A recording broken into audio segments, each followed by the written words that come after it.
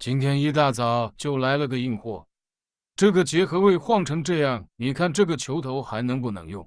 一路检查下去，发现主销也是晃动的厉害，这就是方向盘左右间隙过大的原因了。还有建议刹车片也一起换，这样省了下一次的工时费。快递小哥同意了，放下车就跑了。那咱们就开干呗。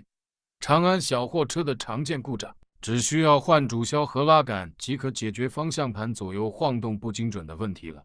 拆这个主销看似复杂，实则一点都不简单。这个是对于本汽修工来说，相对于专业大车的来说，应该就是个小儿科项目了吧？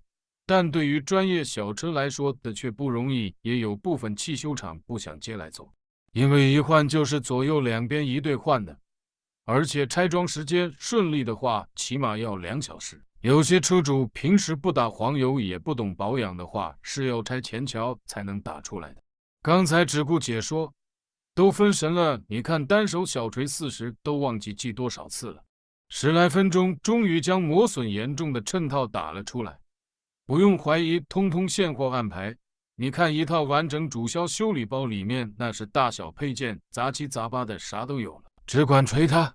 40、40，你看有专用工具的支持下，效率直接破100。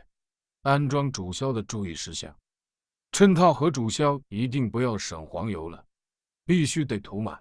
你看，只要黄油打得多，那么锤子就打得少，也就3、5、7锤吧，主销就打到位了。请注意，这个边销千万别忘了，一定要上紧，要不然主销是会往下掉的。今天是中秋节，也只计划上一个上午的班，下午休息。